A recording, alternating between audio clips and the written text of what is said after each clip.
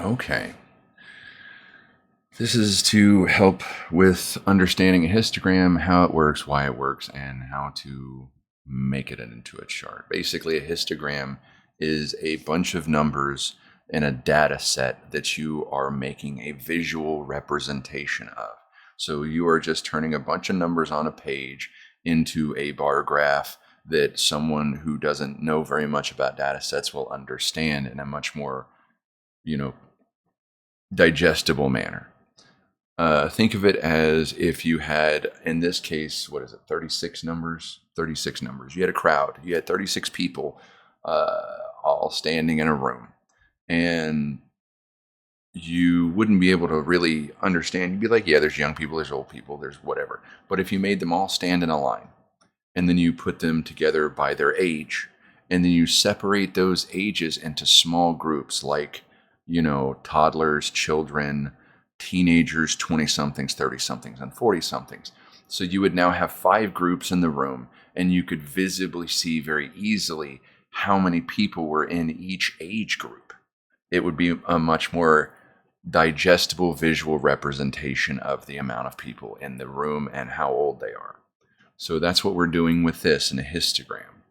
So we have 36 numbers, and they have boundaries. The very bottom boundary is 53 and a half. The top boundary is 98 and a half. And each one is separated by, let's see here, 53, 62 is 9, 62, 71 is 9, 71, 89. Okay, so each one is 9 apart. So, this represents 9 numbers, this represents 9 numbers. So you have all of these numbers on the left as everything in that data set I just have in a straight line. And each one of those is, so you have 7 in this category, and then you have, uh, 11 in this category. And we're basically going to take all that information and make it visible. So we grab all of this information and we go to, I used the statscharts.com because it's just, I don't know, the one that seemed a little easier to me.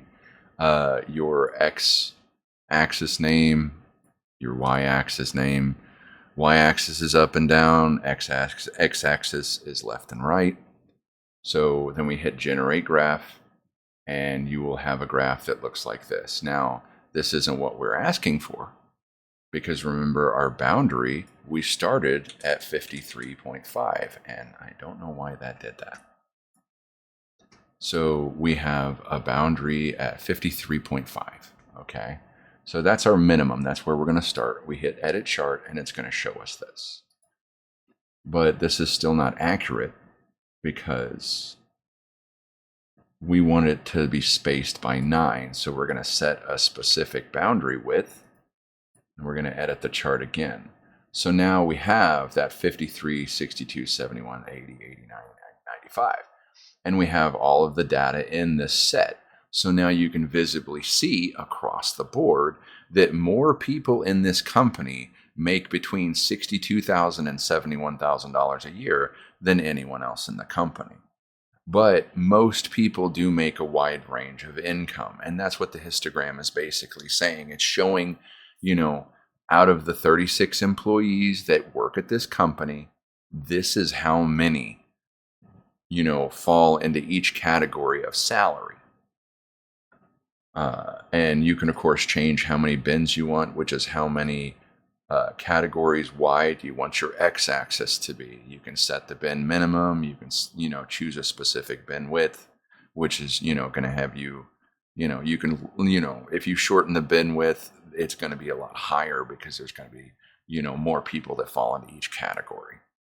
But, you can see your frequency distribution down here where, like I said, in between 53 and 62, 7 people. In between 62 and 71, 11 people. So this is the highest frequency. On average in this company, more people make this amount of money than any other amount of money. And, you have your mean, median, a lot of other numbers in here that are really unnecessary. You're not going to care about your standard deviation or skew or any of that. The only things that matter are these down here. You know, you have your minimum, you have your maximum, your number of bends, and your bend size. And that's what's going to give you this chart.